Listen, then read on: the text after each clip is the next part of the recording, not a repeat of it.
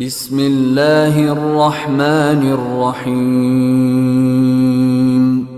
قل لمن الأرض ومن فيها إن كنتم تعلمون سيقولون لله قل أفلا تذكرون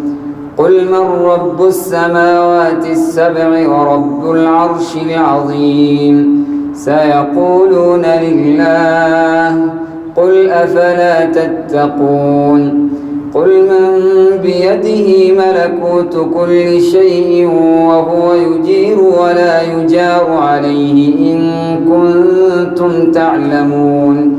سيقولون لله قل فأنى تسحرون بل أتيناهم بالحق وإنهم لكاذبون ما اتخذ الله من ولد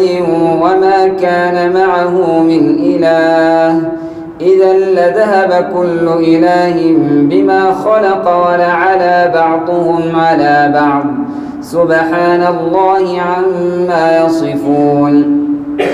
عالم الغيب والشهادة فتعالى عما يشركون قل رب إما تريني ما يوعدون رب فلا تجعلني في القوم الظالمين وإنا على أن نريك ما نعدهم لقادرون ادفع بالتي هي أحسن السيئة نحن أعلم بما يصفون وقل رب أعوذ بك من همزات الشياطين وأعوذ بك رب أن يحضرون حتى إذا جاء أحدهم الموت قال رب ارجعون لعلي أعمل صالحا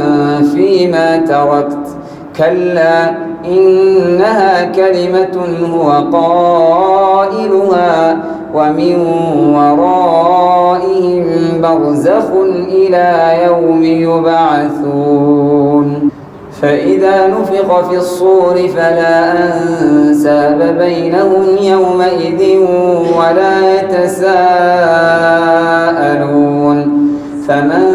ثقلت موازينه فأولئك هم المفلحون ومن خفت موازينه فأولئك الذين خسروا أنفسهم في جهنم خالدون تلفح وجوههم النار وهم فيها كالحون ألم تكن آياتي تتلى عليكم فكنتم بها تكذبون قالوا ربنا غلبت علينا شقوتنا وكنا قوما ضالين ربنا أخرجنا منها فإن عدنا فإنا ظالمون قال اخسئوا فيها ولا تكلمون إنه كان فريق من عبادي يقولون ربنا آمنا فاغفر لنا وارحمنا وأنت خير الراحمين فاتخذتموهم سخريا حتى أنسوكم ذكري وكنتم منهم تضحكون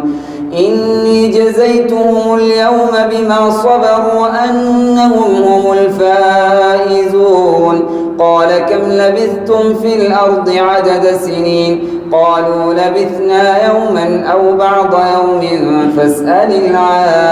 العادين قال إن لبثتم إلا قليلا لو أنكم كنتم تعلمون أفحسبتم أنما خلقناكم عبثا وأنكم إلينا لا ترجعون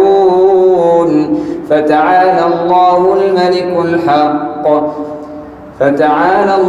الملك الحق لا إله إلا هو رب العرش الكريم ومن يدع مع الله إلها آخر لا برهان له به فإنما حسابه عند ربه إنه لا يفلح الكافرون وقل رب اغفر وارحم وأنت خير الراحمين.